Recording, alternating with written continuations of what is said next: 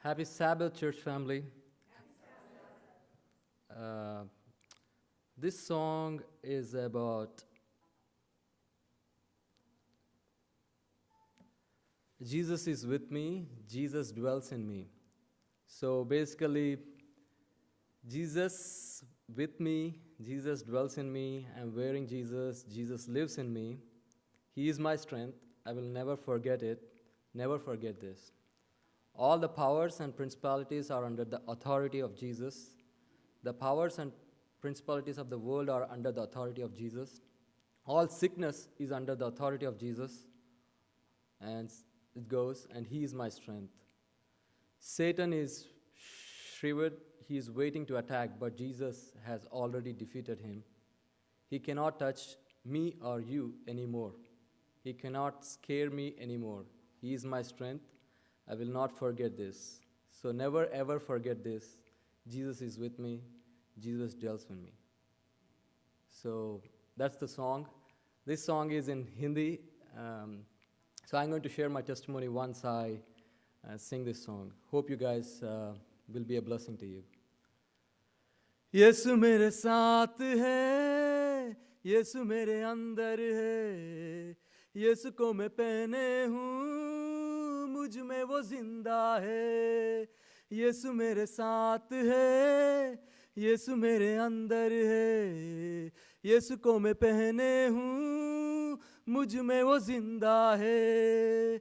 यही मेरी ताकत है, ये नहीं भूलना है, कभी नहीं भूलना है, कभी नहीं भूलना है. यीशु मेरे साथ है, यीशु मेरे अंदर है, यीशु को मैं पहने हूँ, मुझ में वो जिंदा है. जितनी हुकूमतें यीशु के अधीन है, दुनिया की ताकतें यीशु के अधीन है. जितनी हुकूमतें यीशु के अधीन है, दुनिया की ताकतें यीशु के अधीन है. सारी बीमारियां यीशु के अधीन है, आत्मिक शक्तियाँ यीशु के अधीन है. सारी बीमारियाँ यीशु के अधीन है, आत्मिक शक्तियाँ यीशु के अधीन है. यस, यही मेरी ताकत है, ये नहीं भूलना है, कभी नहीं भूलना है, कभी नहीं भूलना है. यीशु मेरे साथ है, यीशु मेरे अंदर है, यीशु को मैं पहने हूँ, मुझ में वो जिंदा है. यही मेरी ताकत है, ये नहीं भूलना है, कभी नहीं भूलना है, कभी नहीं भूलना है. शैतान चालाक है, करता वो वार है, मसलूब यीशु से हो गया हार है. शैतान चालाक है, करता वो वार है, मसलूब यीशु से हो गया हार है.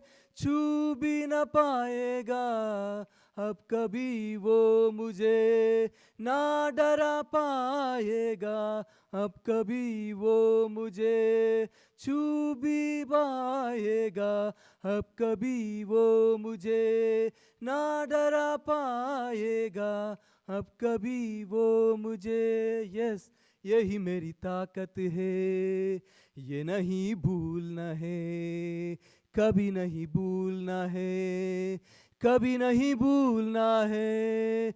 यीशु मेरे साथ है, यीशु मेरे अंदर है, यीशु को मैं पहने हूँ, मुझ में वो जिंदा है. यही मेरी ताकत है, ये नहीं भूलना है, कभी नहीं भूलना है, कभी नहीं भूलना है. आमीन.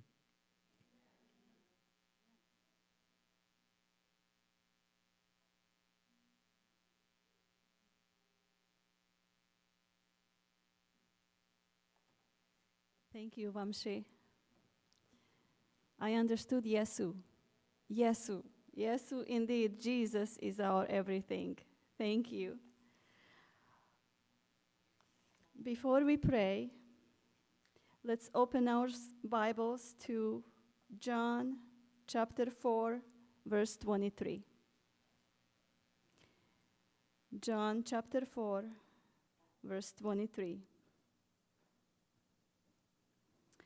But the hour is coming, and now is, when the true worshipers will worship the Father in spirit and truth. For the Father is seeking such to worship him. As far as possible, please kneel with me.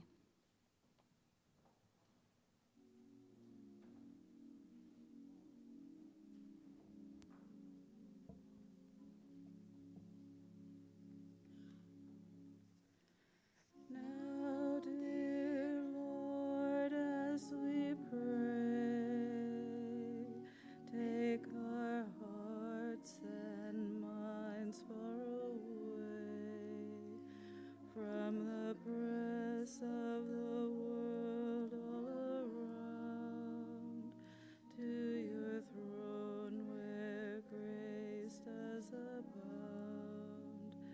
May your lives be transformed by your love. May our souls be refreshed from above. At this moment, let people everywhere join us now as we come to you in prayer.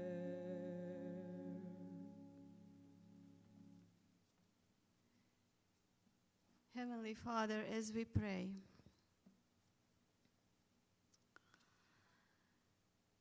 our hearts are humbled and filled with gratitude for what you have done. We think of that wonderful Savior, Yesu, the Lord Jesus, blessed Savior. And Father, we thank you that he is able to save to the uttermost from every land, language, every nation. Lord, you're gathering your people. Thank you, Father, that you have sent Vamshi to speak to us today, and that you have called him through your wonderful grace and mercy of Yesu, all the way from the land of India.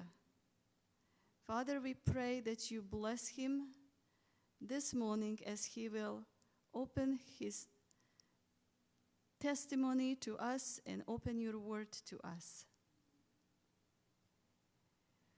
Father, we pray that our hearts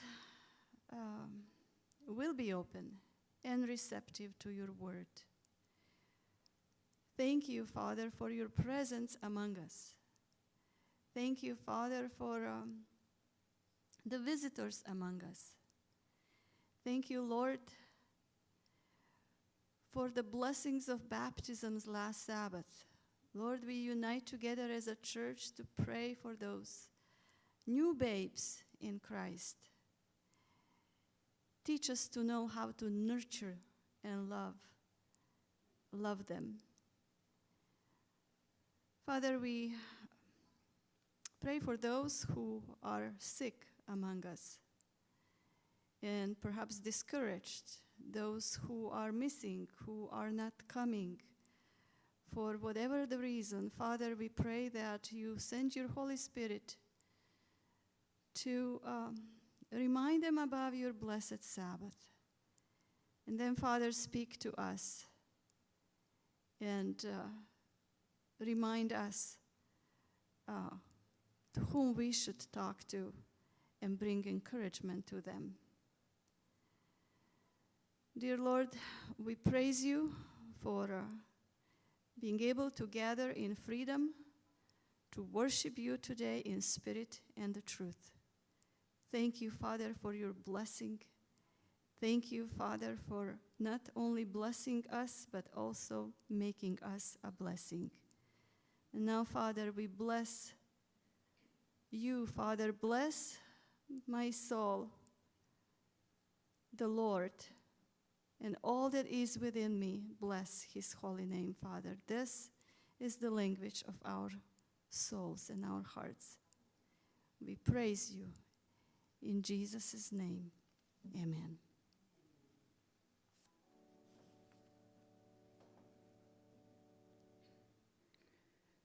Hear our prayer, O Lord. Hear our prayer, O Lord. Incline thine ear to us, and grant us thy peace. Amen.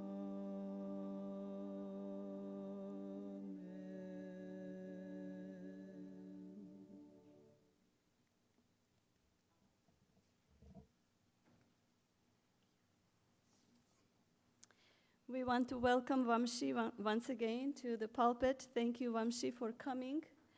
I understand he lives in Bakersfield, and his sermon will be about his conversion, so he will tell us more about himself. At this point, I do know that his background is Hindi, and he was born in India, and he was converted to the Lord Jesus Christ. Thank you, Vamshi, for coming. Happy Sabbath. Are you happy today? Me too. It's a beautiful day, by the way. It's a day of celebration that God has given to us. God said, "Rejoice in the Lord always." Again, he said, "Rejoice." Amen? In everything, we have to rejoice. In suffering, in pain, in joyfulness. So, I'm going to share my testimony, where I come from. And the first part is my testimony, and the next part is the sermon on the truth and the spirit, which God says in John chapter 4, true worshippers are going to worship God in spirit and truth, and Father God is seeking for those kind of worshippers. So, basically, I was born in India, like the South India. That's where Hyderabad, the Andhra Pradesh. I was born to a godly family, mom and dad. Dad is a Baptist minister. Mom is a head nurse back home. A very, very godly family. Every evening we used to have Bible studies and fellowship, family prayers. And my mom used to pray. One thing it captured my eye was why my mom was praying not only for us, but the land of India. So I don't know, I was so young, I was thinking why she has a burden for the people of India. So that was my first capturing moment in my head. It's like, wow, how she was crying as if it's her own family.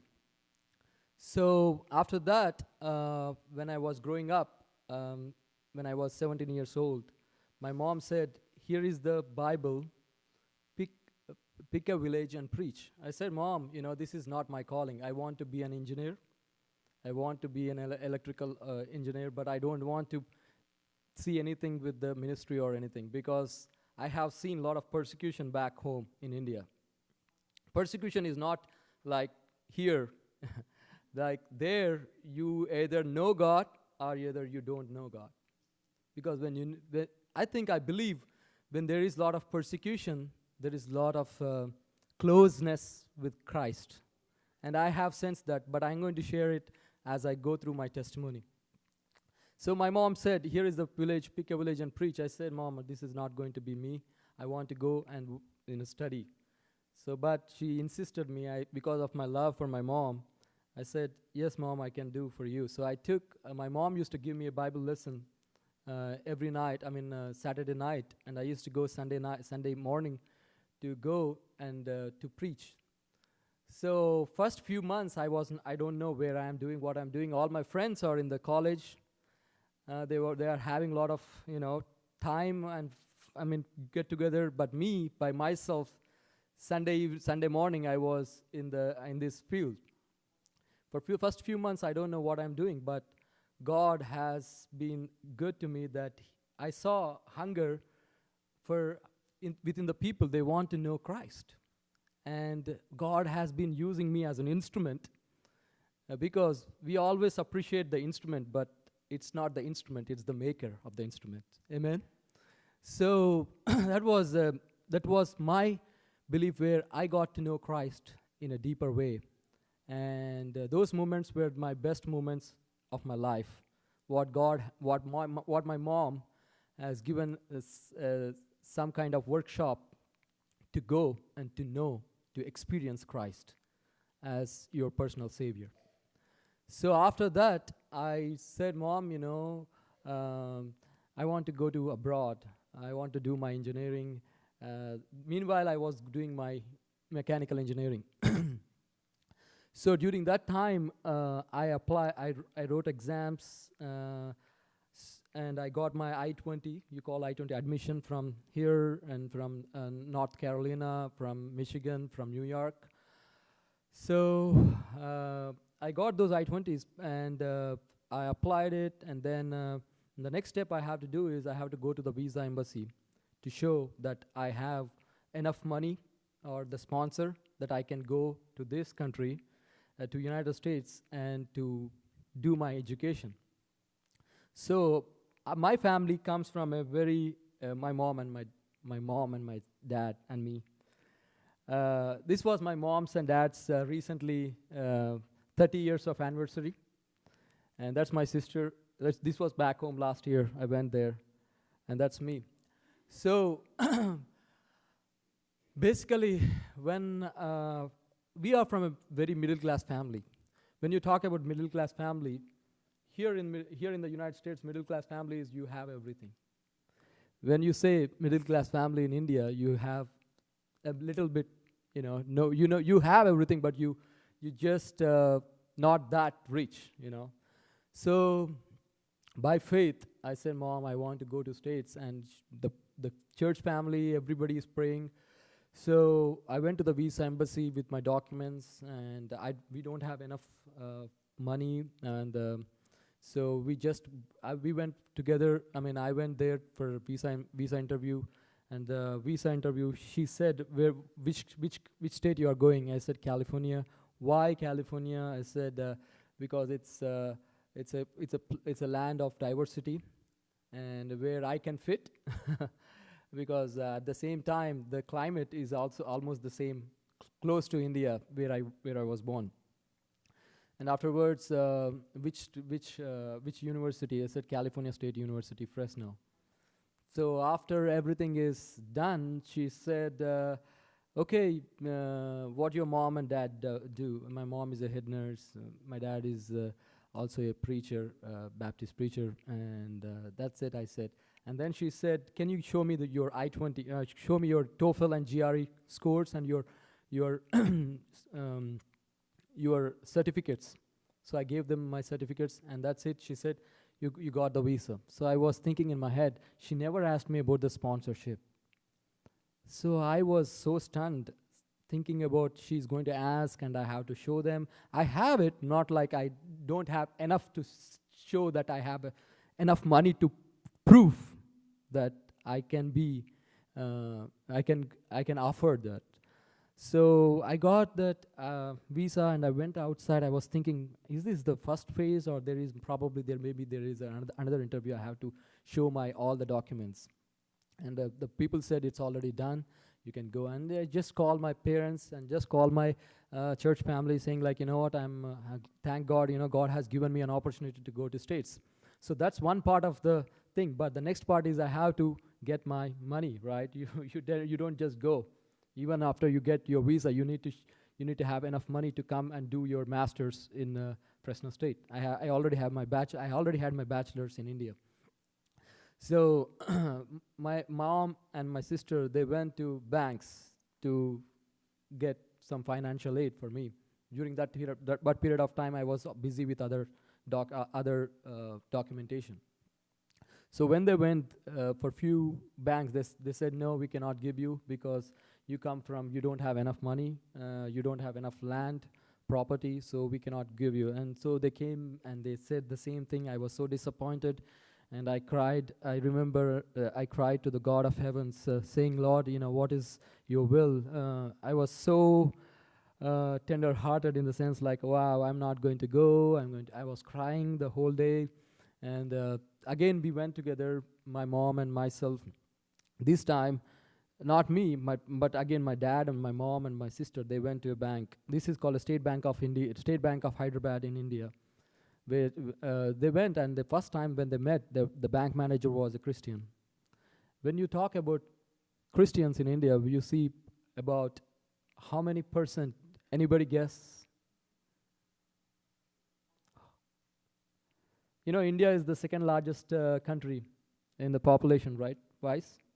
So how much you see the percentage of Hindus? It's a land of diversity. Again, Hindus, Sikhs, and then Muslims and Christians, Jainism, Buddhism, right?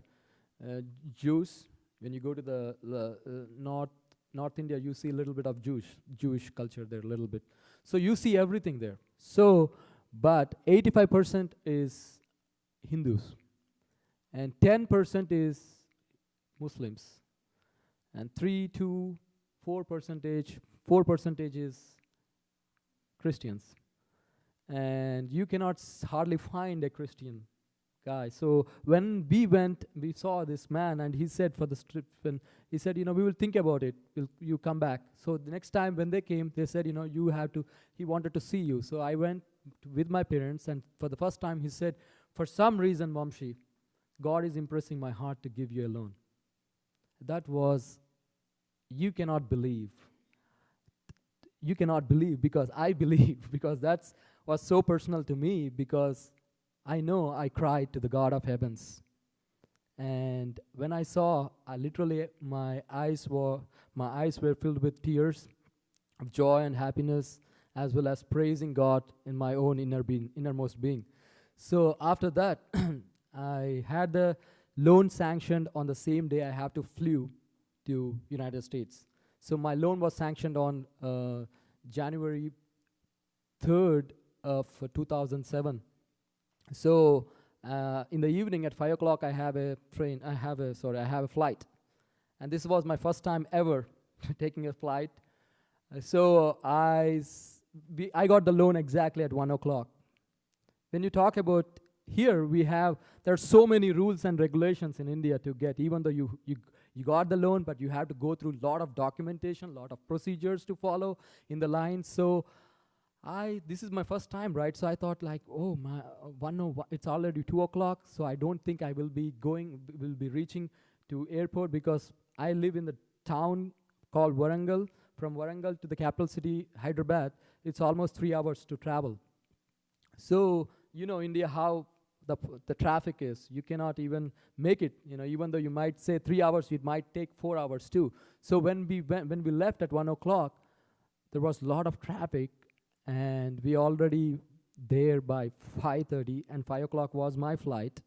So my mom, I was so nervous. I was telling my Mom, I don't think I will be going because I was immature that you can go to the other flight and catch it. But I was thinking, I think this is done. So, but my mom said, believe that God is with you. Don't be panicking. And just one thing she said, God, this is not my son anymore. This is your son. You take care of him. Just like Abraham, you have opened a different country, a foreign country to Abraham. Just like that, please, Lord, take care of my son too. That was a prayer, I never ever forget it. So when I went there, the flight was delayed by 3 hours because of the fog. So that was a blessing too, in the way how God was leading my own life. And I already saw some of the people from irrespective of the denominations, because as God has been using me at the age of 17 years. It started from my mom, but God has used in me in a children's ministry back home. So all the denominations which I went and asked them, get accounted with or fellowshipped with, they have came to the airport and they have blessed me. They have prayed on me, and I have seen the anointing of God. That you know what, I will not be afraid wherever I am going, but my God will take care of me. Amen. So I was so happy to, but during that period of time, my mom and my dad were I can see they were crying. I don't want to cry. If I cry, they will cry. So I was making myself hard, and then I came to States. I took from there to there, so LA, and then it was a long flight, and I don't know where I'm going, but I'm just following. Take a left, take a right, follow airport, check in, check out, right? This was my first time ever. Imagine, you're by yourself, you don't know where you're going, right? You are going to a land of, you don't even speak the same language, but you speak English, but that does not mean how people react to your, because of things happen, right? It's not the same anymore. The world is becoming very, very dangerous to live, because you don't know where you're going. But I was just opening what my mom said, open my Bible. I was reading and asking God to comfort me, asking God to help me to become strong inside, so that I have confidence not in me, but the Lord who had made me. Amen. So after that, I stayed in Fresno for almost 3 years. I went to Fresno State, and during that period of time, the first semester, I was living in the dorms, and then I went to my mom, and as my dad is, we are from my dad and my mom belongs to Baptist church, so my mom said, pick a good Baptist church and join. I said, okay, Mom. I went on the web and searched. I don't know anybody, so I just searched, and it says Southern Baptist Church, Trinity. I don't know anybody. So I just went, called them, okay, I'm coming. So I don't even have a car. I don't even have anything. I just took the bike from Fresno State campus. I took the bike, and I went 3 miles. There are plenty of churches. By the way, there are plenty of churches, right? I was so fascinated to see the churches, because in India, you cannot see a church. Like you see there, like 30, 40 miles, you see one church. And you see temples everywhere, pagan temples. But when I see this, I was thinking, wow, this land is so blessed, that God has blessed this land in such a way that they have no Christ, and there is a freedom. It's not a freedom to choose what you believe.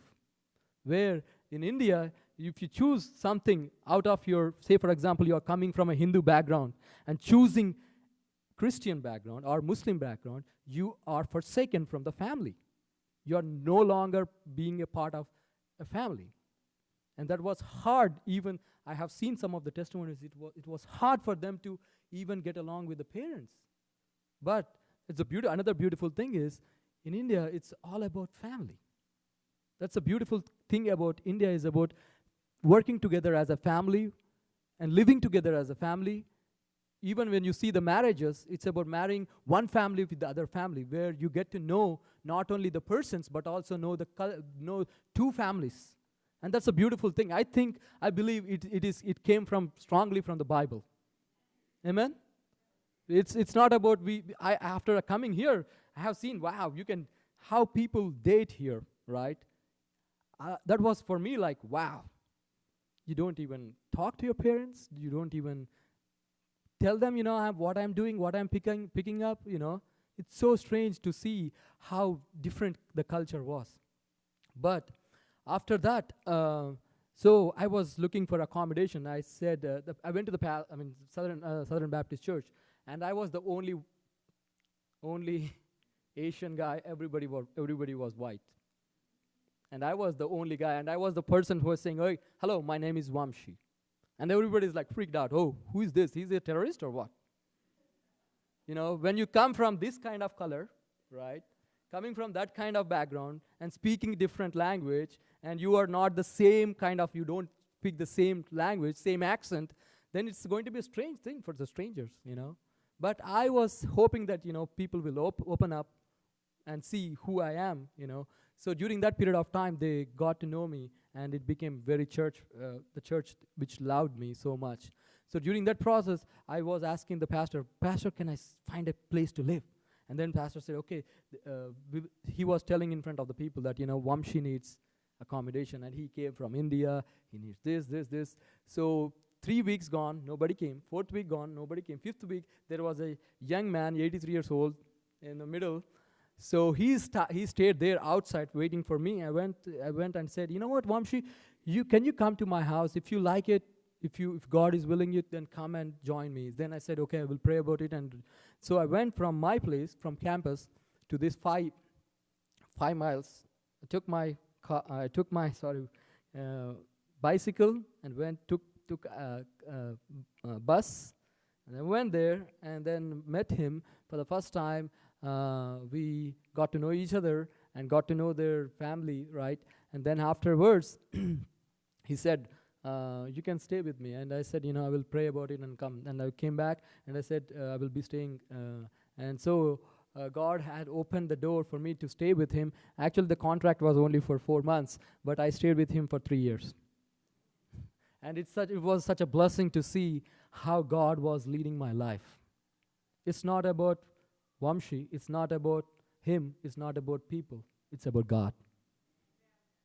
When you have God in your life, you know where to go, not to people. God can use them.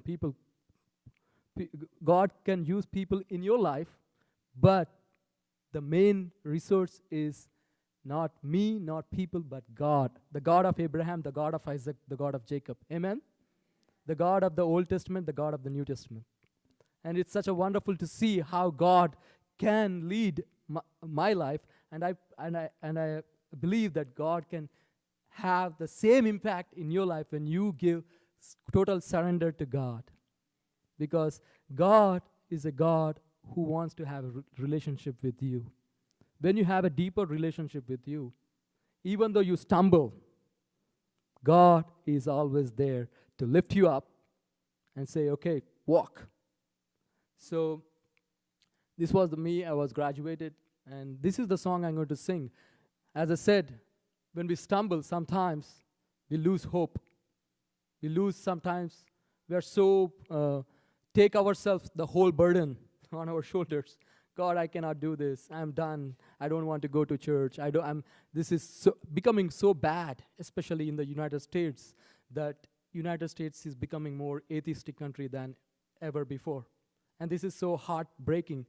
And I feel the heartbreaking too, because you know what, God, whatever we have, the position here in the States, this has been blessed because of the God Almighty. And when you have the solid principles which are guided by our forefathers, right? If you are forsaking them, you know what? God will say, it's up to you. If you're not living, if you're not taking my principles and applying to the nation or to the people, because everything comes from, we always think about the nation, right? It actually comes to the individual.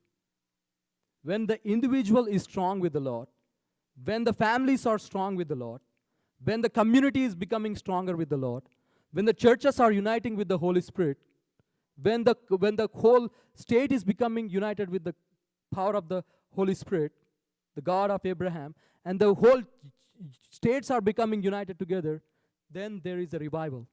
Then there is a real gospel. Gospel is not about just for people who are in the church. Gospel is about the sinners, and I am the chief sinner. And you know, gospel, when you think about the gospel, right? Gospel is for the redeemed people. Amen? It's not for people who just go and say, hey, I go to church and I come back. It's not about that. It's so personal, because if you are redeemed by the blood of Jesus, when you know Christ's deeper way, then you are becoming righteous. Not by your own righteousness. We sometimes think inside our churches too, you know what, how good I am. I know the Bible. I can quote from front to the top, front to the last. But you know what? Same thing. Pharisees and Sadducees did the same thing. They know the Bible to the dot. But what they lost was the living relationship with Christ. And once you are redeemed people, you are righteous. The blood of Jesus is in you. You are a family. And this is beautiful about becoming the family of God. Because irrespective of color, irrespective of race, irrespective of ethnicity, we are one. Amen? Because, why? We are in the umbrella of Christ. Okay? After we are redeemed, we are righteous. And we are righteous. After we are righteous, we are what? Now we are going to worship Him. Until then, we are not going to worship Him. You can come to the church. You can sing songs. You can be part of the service. You can be doing something else. You know, we have a zeal for missions, but it's not about zeal for the missions. It's zeal for God.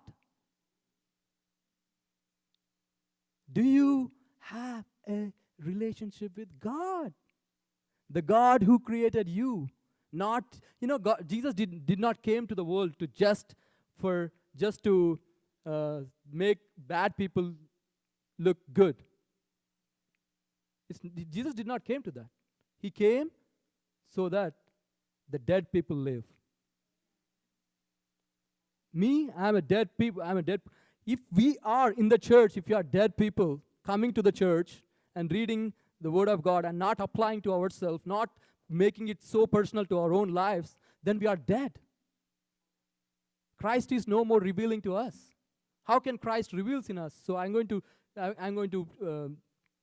have that sermon as it goes. But this is the song which I said, you know, Lord helps us to walk in a narrow way. And we have to be in that way. There is no other way. Jesus said, I am the way, the truth, and life. And Jesus' way is always narrow. Amen? Is it broader?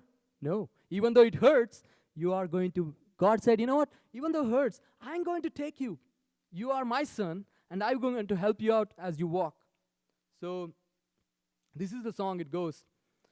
నడిపిస్తాడు నా దేవుడు శ్రమలోనైనా నన్ను విడువడు నడిపిస్తాడు నా దేవుడు శ్రమలోనైనా నన్ను విడువడు అడుగులు తడబడిన అలసట పైబడిన అడుగులు తడబడిన అలసట పైబడిన చేయి బట్టి వెన్ను తట్టి చక్కని ఆలోచన చెప్పి చేయి బట్టి వెన్ను తట్టి చక్కని ఆలోచన చెప్పి నడిపిస్తాడు నా దేవుడు శ్రమలోనైనా నన్ను విడువడు అంధకారమే దారి మూసిన నిందలే నన్ను కృంగదీసిన అంధకారమే దారి మూసిన నిందలే నన్ను కృంగదీసిన తన చిత్తం నెరవేర్చుతాడు గమ్యం వరకు నన్ను చేర్చుతాడు తన చిత్తం నెరవేర్చుతాడు గమ్యం వరకు నన్ను చేర్చుతాడు నడిపిస్తాడు నా దేవుడు శ్రమలోనైనా నన్ను విడువడు కష్టాల కొలిమి కాల్చివేసిన శ్లోకాలు గుండెను చీల్చివేసిన కష్టాల కొలిమి కాల్చివేసిన శ్లోకాలు గుండెను చీల్చివేసిన తన చిత్తం నెరవేర్చుతాడు గమ్యం వరకు నన్ను చేర్చుతాడు తన చిత్తం నెరవేర్చుతాడు గమ్యం వరకు నన్ను నేర్పుతాడు నడిపిస్తాడు నా దేవుడు శ్రమలోనైనా నన్ను విడువడు నాకున్న కలిమి కరిగిపోయిన నా యొక్క బలిమి తరిగిపోయిన నాకున్న కలిమి కరిగిపోయిన నా యొక్క బలిమి తరిగిపోయిన తన చిత్తం నెరవేర్చుతాడు గమ్యం వరకు నన్ను నేర్పుతాడు తన చిత్తం నెరవేర్చుతాడు గమ్యం వరకు నన్ను చేర్చుతాడు. Amen. What it talks about is, God, Jesus helps me to walk in a narrow path, even in the difficulties of life, even when I'm heartbroken, even I'm alone. He will do what He wants to do, and His will be done, and He will guide me to the end, which is heaven. But we think about heaven. Actually, the song thinks about the heaven, but we can make heaven here on earth. Amen. How can we can get heaven on here on earth when we have an intimacy relationship with Christ? Christ, as you see, when we call upon Him, He's going to respond. He's that easy. Just when you call your parents, right? You call. When I call my parents, I call through my phone. Hey, Mom, how are you? And they respond to me because they know me. It's the same thing. The God of heavens, when you call Him, He will respond. He is the author of your life, author of my life. But don't forget that. Don't ever, ever, ever forget that. Because Satan is so deceived. Satan deceives us in many ways. Because this is one thing I am thinking about my life. You know what? When you become older and older and older, we become very stubborn. Stubborn, which is not a good thing sometimes. When God is telling you something, when we are stubborn, when we become very stubborn, there is no other way. God cannot penetrate. So sometimes we need to be molded because He is what? The potter. And we are His clay. So let Him design the grand waver, because when He designs that, the end product will be so beautiful. When you die, I have done what God has given me the task. So my sermon today is the true worshippers. How can the true worshippers worship God in truth and in spirit? Right? We know first of all, we need to know what is truth. And then we need to know what is spirit, right? So what is truth? And I'm going to please open your Bibles so that you guys can, as I talk, please, I want anyone of the congregation to read the Word of God. When we read, then it will be more alive. And before that, I'm going to pray. Let's pray together. God, Lord, give us the mind to hear your word. Lord, sometimes our mind is so wandering in the desert, within the family, what we want to do in life. Lord, we came here to worship you, Lord. Please give us the mind of Christ. The mind where we can respond your calling, respond to your message, respond to the word. In Jesus' mighty name I pray. Amen. So John chapter 17, verse 17. There are 4 definitions of truth. So let's read the first definition, which is in chapter John. John is the gospel. So when you go to the New Testament, John chapter 4. If everybody is there, say amen. So John chapter 17, sorry. John chapter 17, verse 17. So anybody from the congregation, please, family, let's read the word of God and let's have a good fellowship with Christ. Amen? So John 17, 17.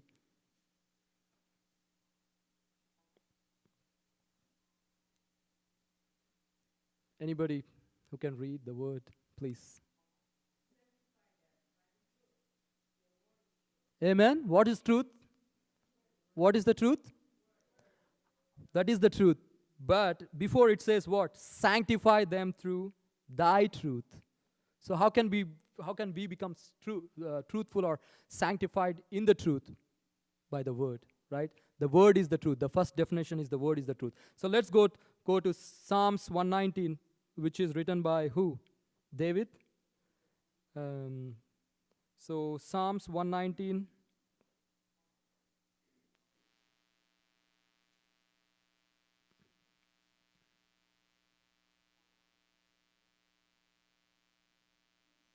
One 140.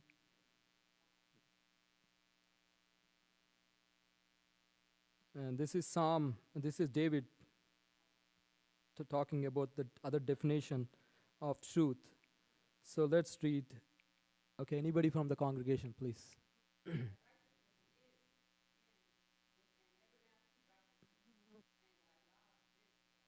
What is the truth? The law, the commandments are the truth. You know, the first definition is what? What is the truth? Word of God is the truth, right? Sanctify them by the truth. That the word is the truth. The first definition is the word of God. And the next definition is the God's law is the truth. And the third definition, let's read in John chapter, again going back to John, Gospel of John.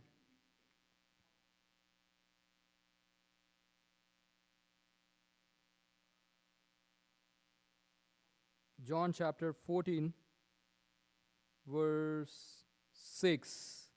Anybody from the congregation, please.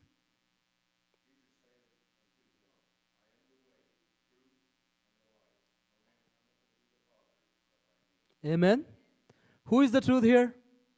Jesus is the truth. See how important is that, you know? The word, right? The law and Jesus. Why Jesus is the truth? Because he had abided. He was the truth. Amen? And he was the truth. He was the word of God. In the beginning was the word was. Amen? So Jesus is the word. Amen? So next, the fourth definition is 1 John 5 verse 6. And I like First John very much. It reveals about the God and the love of Christ in us, and it's a beautiful thing. So 1 John 5 verse 6. Anybody from congregation, please.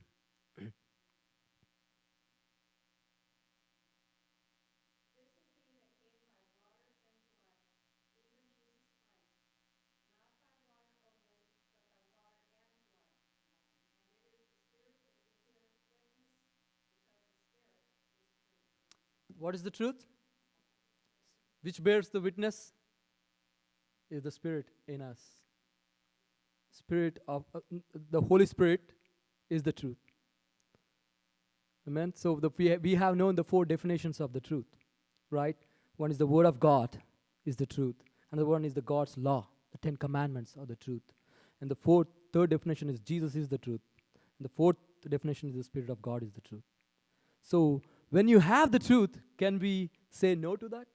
How can we respond to the truth, right? Because Jesus said, right, in John chapter 4 verse 23, true worshippers are going to worship in. So is it only truth is important? Only Spirit is important? Both are important. Why? When the truth is applied to our life, then comes the living word working in our lives, because the Spirit will manifest, because Christ in us, the hope of glory. Amen? I think it's in Colossians chapter 1:16. It talks about the only hope is what? Christ in us, the hope of glory. When Christ is living in me, then the actual truth we know, which is the Word of God, which is the 10 Commandments, which is the Jesus, which is the Spirit of God, reveals, because it's God in us. And that's the beautiful thing. Abiding in Christ is a beautiful thing. So here is my question. Do you have a desire to know God? Do you? Is it a reality in your life that you want to know Christ? Is it reality that Christ is living in you? Is he real to you? Or is he in the four corners where you are saying, okay, God, I come on this special day and worship you, and go back and I'll do my own little things and come back? Is that where God belongs to? Or God is not in the temple of this sanctuary, but also he is the temple in, because body is the temple of God. When there is dirty things in our life, can the Spirit of God or Jesus in us can dwell? He does not. So the beautiful thing is, Jesus said, come on to me. I will give you rest. No need to fight. I'm going to fight for you. You cannot fight. This is tough for you. But you know what? I already defeated who? Satan. So come to me just as you are. And I'm going to make you brand new. Because God said, if anybody is in Christ, what? You are a new creation. Why we are new creation? Because the Spirit of God is working in us. Amen? And that's reality. When we don't have that thing, then that's not true in our lives. So here is my question, right? People think like, okay, eternal, they think about eternal life, right? Eternal life, many people think about eternal life is dying and going to heaven, right? That's not eternal life. Eternal life, you know what John talks about? Eternal life is getting to know Christ. Right now, not there, right now. If you don't know Christ now, you're not going to know Christ after. Even though you might be 10 years of Christian or 20 years of Christian or 1 year Christian or 1 hour Christian, it doesn't matter. What matters is, do you have a deeper connection with God through the Word? Is the when you read the Word of God, does the Word gives you the power and victory over sin? If it is not, then cry. You know, I love this song in Hindi. It talks about, when you are near to me, Lord, you always respond. So it goes like this. पास है मेरे जब तू खुदा, क्यों न करूं मैं तुझसे दुआ, तेरी हिफाजत हर दम से, तू मेरे छिपने की जगह. I'm talking about when you are there, God, why I have to hidden in the rocks? When my hidden place is you. I'm going to hide in you. You are my strength. You are my victory. You are my everything. When Jesus is not everything, there is nothing.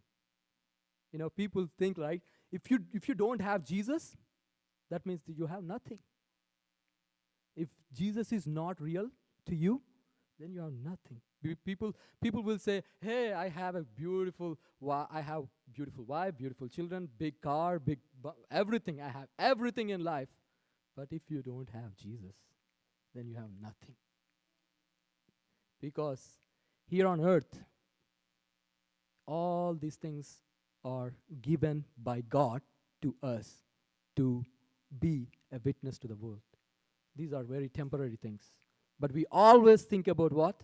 I want this, I want to have good children, I want to have life, I want my children to be in good school. But we don't think about having a good godly family. The family that worships God in truth and in spirit. That when the family stands up, then people will say, wow, that's the power of God working in their families. It's been missing. And here is God talking to us in truth. We know the truth. And how can we apply the Spirit? What is Spirit? John chapter 4 verse 23. Can please open the word so that we can see.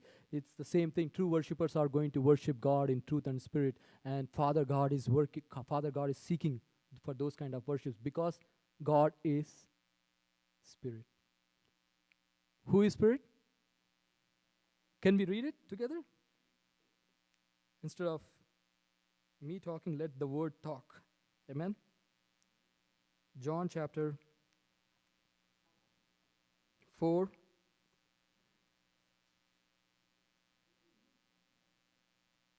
Anybody from the congregation, please.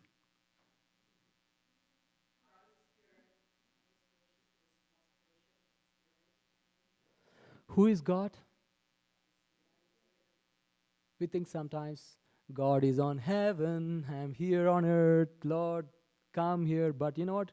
God has given one thing that, when you see, God has given a gift for us. You know what's the gift? Holy Spirit. That's a beautiful thing. You can call anytime and He responds and He reveals who He reveals. You know that? Let's read it in chapter 1 John 4 verse 2. How do we know Spirit of God? Let's read the Word of God, please. 1 John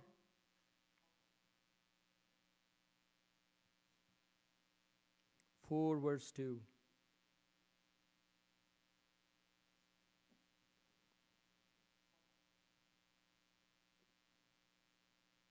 Anybody from the congregation, please.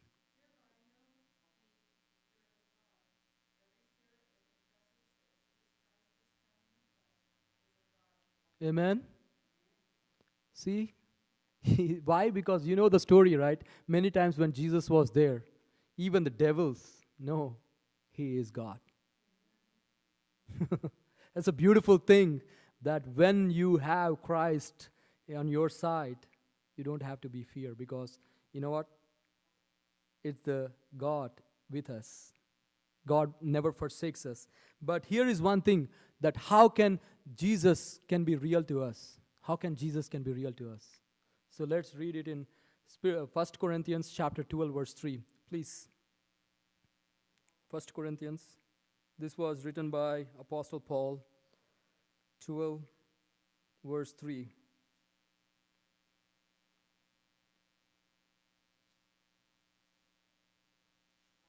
Anybody from the congregation, please.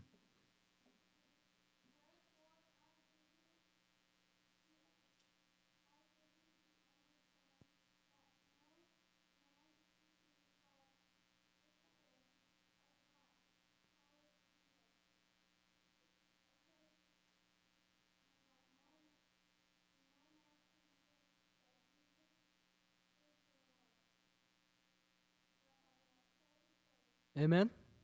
No one can say, even though if you, for example, you find a man and you are giving you Bible studies, you are giving more, right?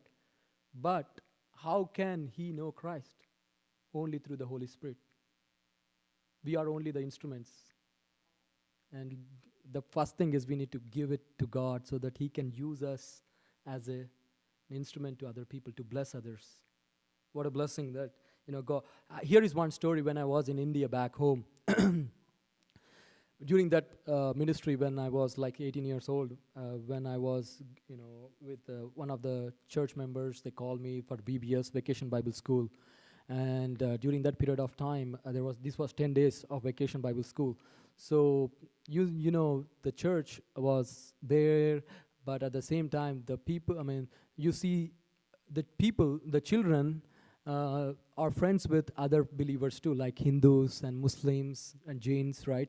So the children who were coming to the Vacation Bible School, they went back and they were singing these songs in front of other people, in front of the other, their neighbors. Their neighbors they're Hindus.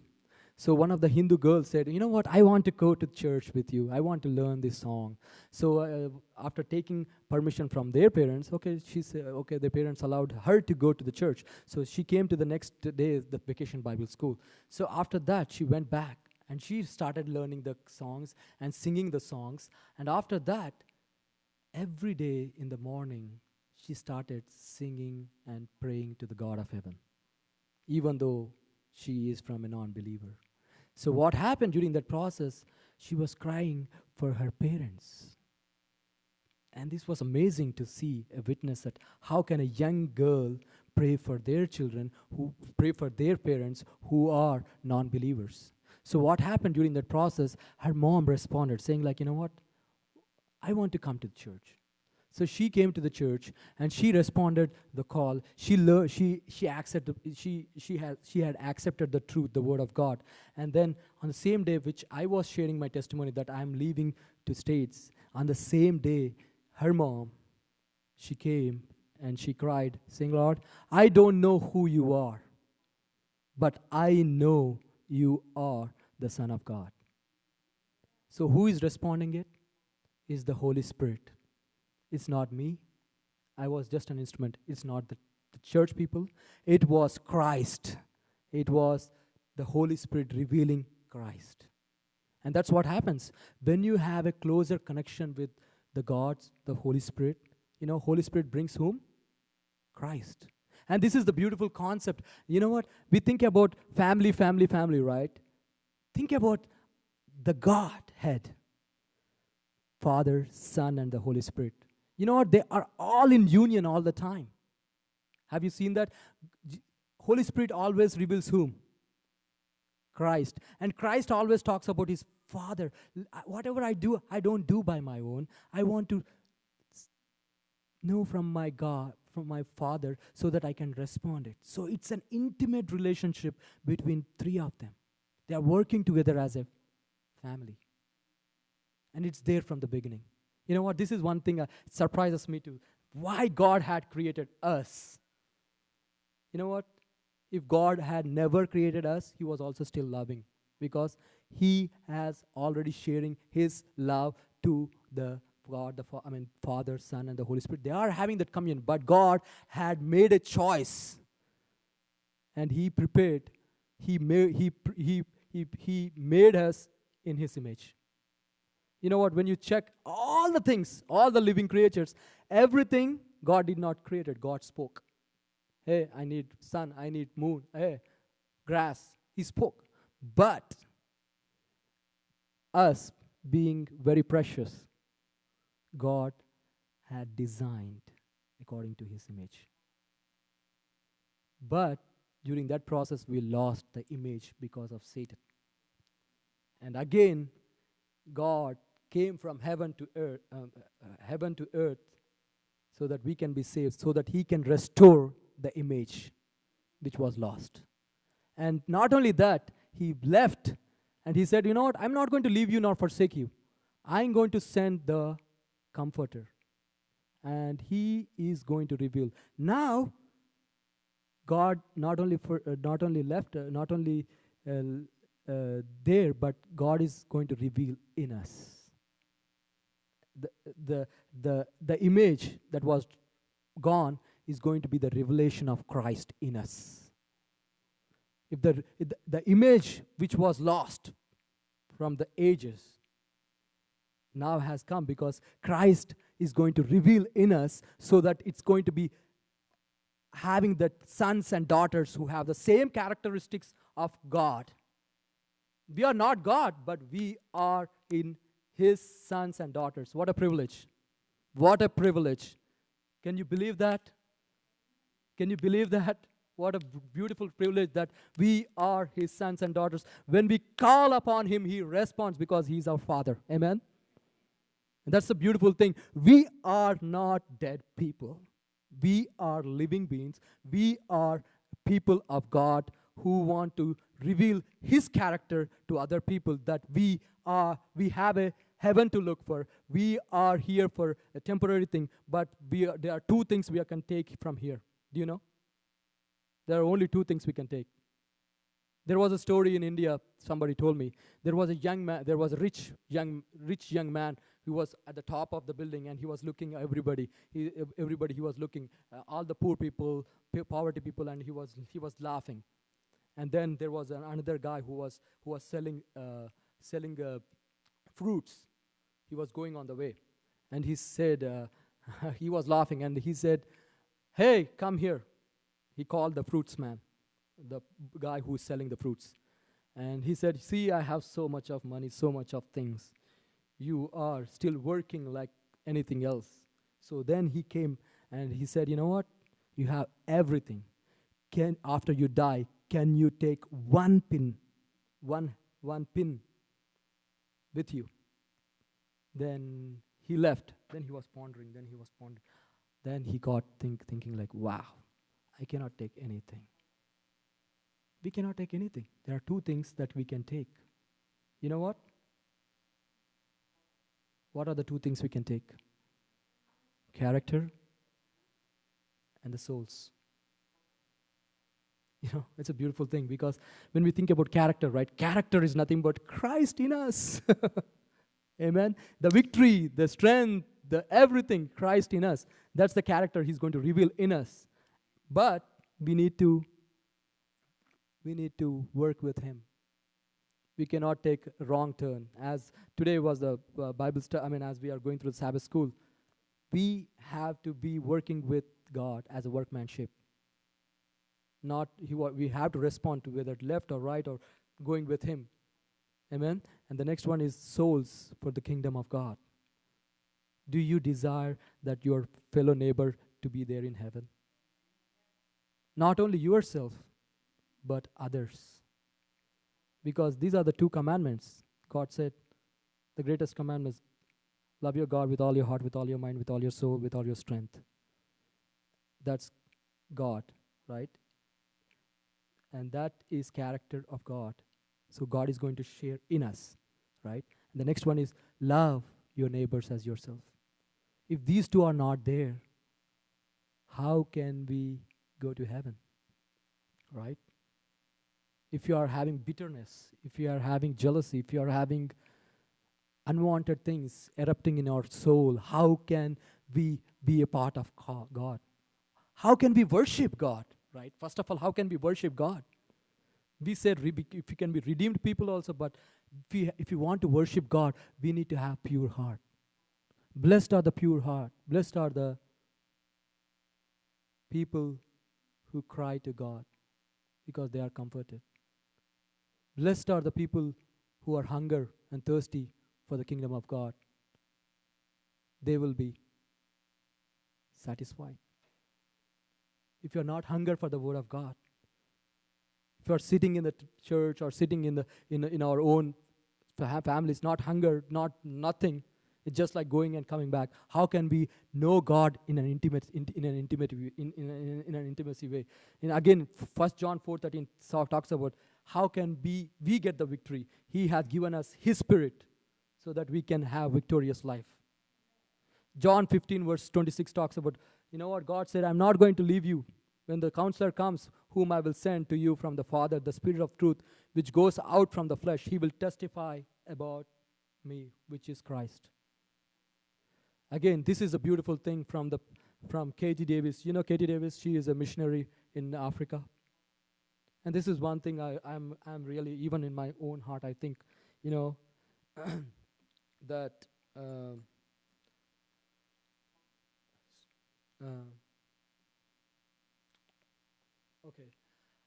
think that God has given this place for me to live. But is this what I want? You know what the hardest place to be a Christian? In United States. Not in Africa, not in Pakistan, not in India. The hardest thing to be a Christian here is in United States. Why? We are self-sufficient. We have everything. You know, there is a difference. There was a guy who was, when you ask people from Middle East or from that part of the world, the difference between faith and life for them is faith is this. The life is a dot for them. Whereas the Western culture here in the States, life is this and faith is a dot. And this is where I beg to God too. I don't want to live in a place where my faith deteriorates. I want to live in a place where I can be with Christ and doing His work for His kingdom. Please remember this. We are in the last days. And God is looking for people who are going to worship in God in truth and spirit. How can we worship God if we are not redeemed? How can we become righteous if you are not redeemed? So both of them should go together. We need to be redeemed by the blood of Christ, asking for the truth to reveal in us, asking the Holy Spirit to be with us, to be victorious in life, and then we can worship God in truth and in spirit. If you're not going to worship God, we cannot do. Here is one thing she talks about. At first glance, it would be easy to feel sorry for these little boys. Their clothes are tattered. They sleep on dirt, old dirty mattresses. They walk to school barefoot in the rain. They have no electricity, no running water. But I am not pity these children, since even 6 years old know what it is to be filled by the Holy Spirit. Do we know how to be filled by the Holy Spirit? These children know the greatness and wonder of our God. These children, having no things, they put value in God. God is God. We are His people. If we are not in tune with God, if the drummer, you know how the drummer drums? He's the drummer and we are his beat. He is the maker, we are his design. He is the potter, we are the clay. Let him design. The beautiful thing is, once it designs, right, when you go to India, right, my mom wears saris. You see how pretty are those clothes, the culture, right, the clothes. But when they start weaving that cloth, it's like a thread. But the end product is so beautiful. It's the same thing. God is the one who threads and who makes the design. When God makes the design, let him design it. Let him do his work. But just one thing is, we have to respond. If you're not responding it's not going to be possible. Amen? Galatians 5. Other thing is, how can we have we know the fruit of the Spirit. We know the Spirit. We know the truth. We know the Spirit. How can we? What is the Spirit? We know God is the Spirit. And how can we have how can God work in? How can we know the Spirit of God? It's the Holy Spirit that reveals Jesus, right? And how can we fruit? How can we bring fruit? Right, the fruit of the Spirit, which talks about Galatians 5:22. Here is one thing my mom told me when I was young, that my mom taught me a song in my mother tongue. It talks about Galatians 5:22. I'm going to sing it in my mother tongue again. Galati 5:22 గమనించి చూడండి, అందు ఆత్మఫలంబులు 9 ఉన్నవి, ఆశతో చదవండి.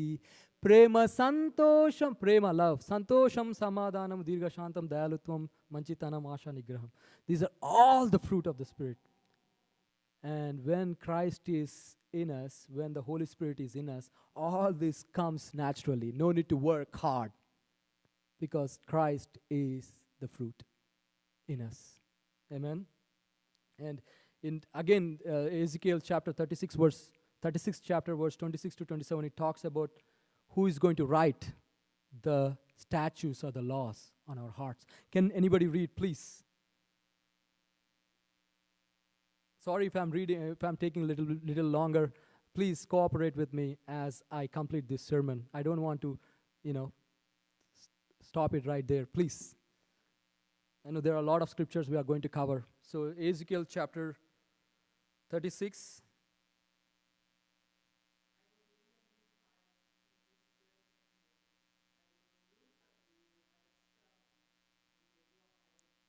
Amen? Amen? If you cooperate with God, God is going to work with you, and He's going to take away the stony heart, and He's going to make that heart as a good fertile land where He can sow the seeds. And then it's going to be 30%, 60%, 90%. It's going to be fruitful. You know the story of a sower, right? And that reminds me every time where I am in that picture, where I am in that story. Am I in the story where the birds came and took the seed, or whether I am in the story where the seed fell on the thorny bushes or on the stone. It's how are we with the word of God? Is it sowed on our hearts? Because if I want to sow a good seed in the land, then the land needs to be fertile. Not only fertile, it should be, what do the farmers do before they sow the seeds? What's that? Plow. And we need to do the same thing. All the garbage taking out, let God sow the seed so that it can be 30%, 60%, 100%. Beautiful. Amen. Hebrews 10th chapter 15 verse 16. This is beautiful promise from the living God. Please, let's read Hebrews chapter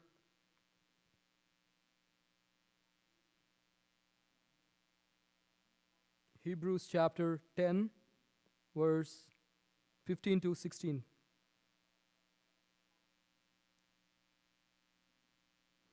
I'm going to read it.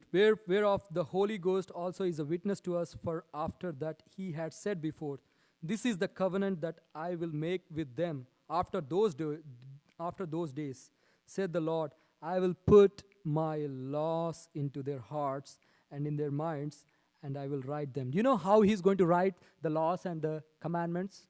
Do you know? He talks in Romans chapter through the Holy Spirit. Holy Spirit is the Godhead who is going to work, and he's going to write here so that we will not sin. You know, Holy Spirit works with our conscience. We know that, right? If you're making bad choices, that means we are grieving Holy Spirit. So God is going to work with the Holy Spirit so that he's going to write the laws and commandments here. And that's the witness that you are with God or not, or whether you are in the kingdom of God. So again, that John chapter 3 verse 6, that which is born of the flesh is flesh. That is which is born of the spirit is spirit. There is a difference between the flesh and the spirit. The flesh always wants the outside, but the spirit says the inside, where it works beautifully so that our character is molded according to the image of God. Isaiah 11 chapter 2, when the Spirit of God will rest on him, the Spirit of wisdom and understanding, the Spirit of counsel and strength, the Spirit of knowledge and the fear of the Lord. These are all the gifts God is going to rest on us when we have the Holy Spirit working in us. And here is the true worshippers. John chapter 4 verse 23, yet a time is coming and has come. The true worshippers will worship the Father in spirit and truth. For they are the kind of worshippers the Father seeks. Father is seeking for both the things, both truth and the Spirit, who are worshiping Father in spirit and truth. You know what? If you are not worshiping God in our own lives, in our own houses, in our own personal time, we cannot worship in the temple. We can hear the word and go, but the worship comes when we worship God in our own time. Here is my question. Do you worship God in your own personal time, in your own houses?